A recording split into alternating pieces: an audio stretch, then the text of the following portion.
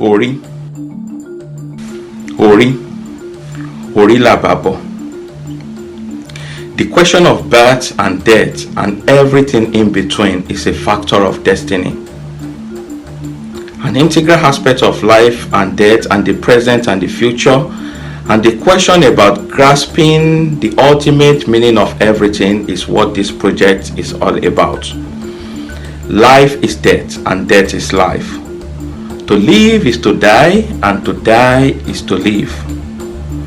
The journey of fathoming the ultimate meaning of life and how we can benefit from the mystery of death is a dependent of the orientation of our Ori. Life is a journey, and this trilogy is an attempt at exploring how best we can make this journey through the perilous seas of life and the unavoidable meaning of death and destiny. We shall begin from the realm of myth, and as we shall see, the quest shall invite us to journey from what is before to what is here, and at the end of the story we shall be brought into the arbor where we shall attempt to fathom the ultimate meaning of everything. Welcome as you journey with me.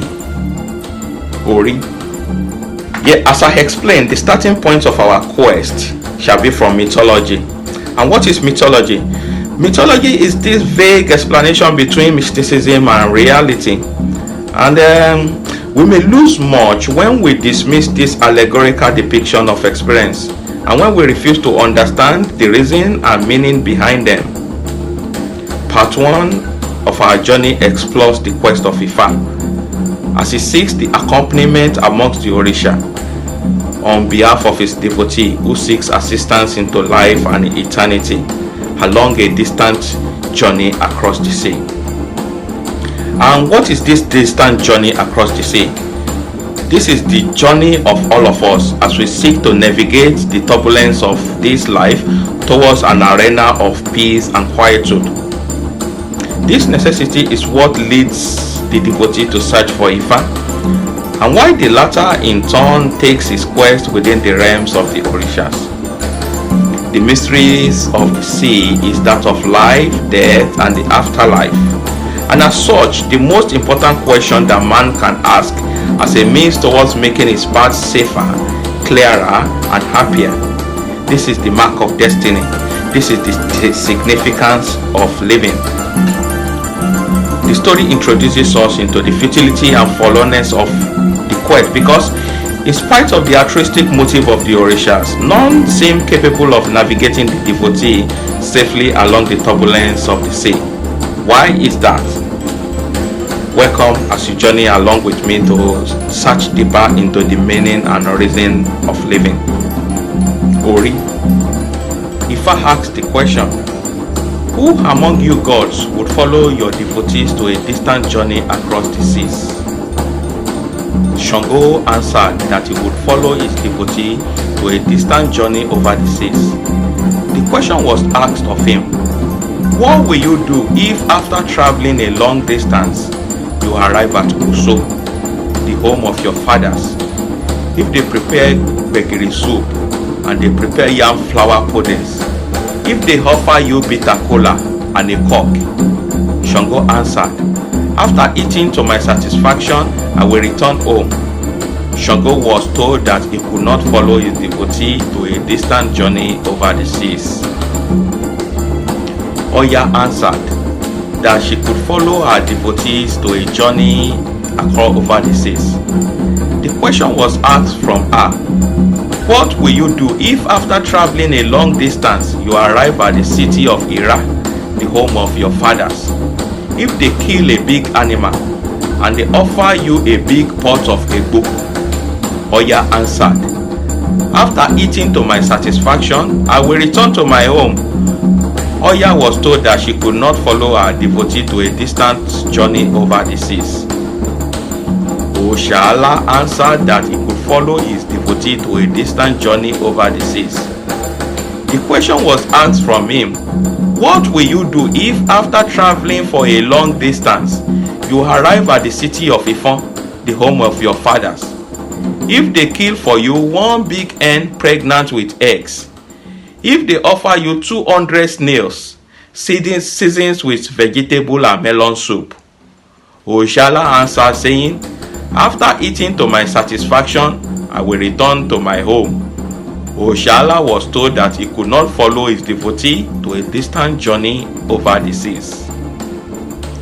Elegbara answered that he could follow his devotee to a distant journey over the seas. The question was asked from him, what will you do if after traveling for a long distance, you arrive at the city of Ketu, the home of your fathers? If they offer you a cock and plenty of palm oil? Elegbara answered, after eating to my satisfaction, I will return home. Elegbara was told that he could not follow his devotee to a distant journey over the seas. Ogun answered that he could follow his devotee to a distant journey over the seas. The question was asked of him, what will you do if after traveling for a long distance you arrive at Ire, the home of your fathers? If they offer you fried beans and they kill a dog for you together with a hen, if they offer you guinea corn, beer and palm wine? Ogun answered, saying, after eating to my satisfaction, I will chant Ijala loudly and joyously back to my home. Ogun was told that he could not follow his devotee to a distant journey over the seas. Oshun answered that she could follow her devotees to a distant journey over the seas. The question was asked from her, what will you do if after traveling a long distance, you arrive at Ijumu, the home of your fathers?